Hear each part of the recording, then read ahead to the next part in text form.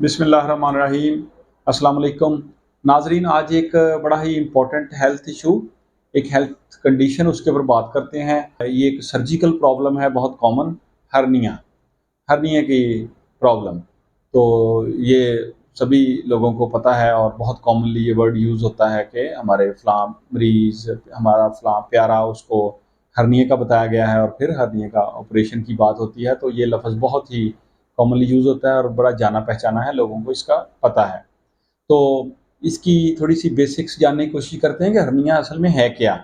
देखिए, जो हर्निया है, वो हमारी इंसान की बॉडी के अंदर मुख्तलिफ़ जगहों पे हो सकता है।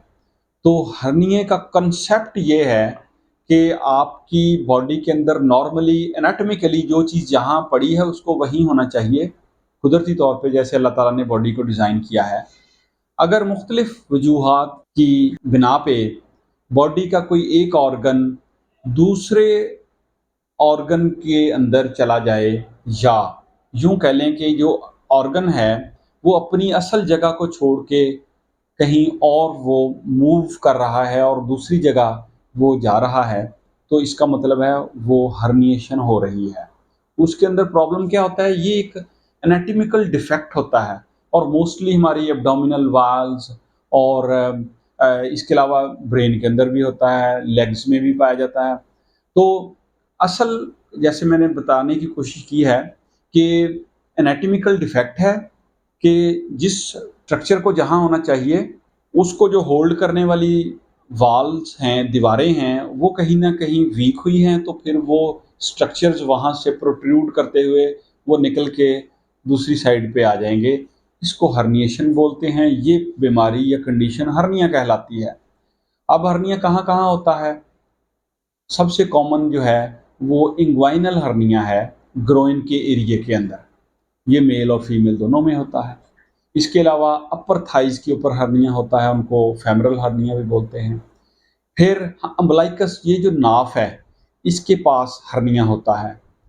इसके अलावा हियाटल हर्निया भी है, वो मेदे के पास अंदर होता है।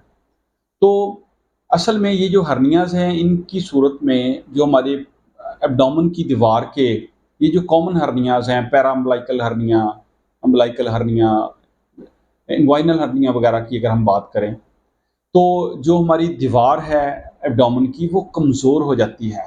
इस वजह से, और हमारे पेट की दीवार के अंदर भी मुख्तलिफ़ ओपनिंग्स हैं, तो स्ट्रक्चर्स जो हैं अंदर के, वो उन दीवारों के कमज़ोर होने से, उन ओपनिंग्स में से दूसरी तरफ को निकलना शुरू हो जाते हैं। इसको हम हर्निया बोलते हैं। इसके इलाज के हवाले से मैं ये कहूँगा कि अगर हर्निया है तो फ़ौरन अपने डॉक्टर से रिव्यू करना चाहिए। उनके मशवरे से इसको इनिशियल स्टेज पे ही इसकी सर्जरी करा के ये ठीक हो जाता है। इसकी कोई दवाई नहीं है। आप अगर इसको वेट करेंगे, वेट करते-करते और बड़ा हो जाएगा और वो जो आपका हर्निया है वो और बड़ा हो जाएगा, ठीक है? तो फिर बड़ी सर्जरी करनी पड़ेगी। इसलिए हमेशा हर्निया की सूरत में जितनी जल्दी हो सके अर्ली ऑपरेशन करवा लेना चाहिए। अगर गैप बड़ा है, तो फिर इसके अंदर हर्नियोरेफी वगैरह और मेश वगैरह रखा जाता है, जिसको आम ज़ुबान में जाली रखना बोलते हैं, क्योंकि हम फिर एक फ़ॉरेन बॉडी के तौर पे एक जाली या मेश रख के हम दीवार को स्ट्रेंथन करते हैं, ताकि वो मज़बूत बनी रहे।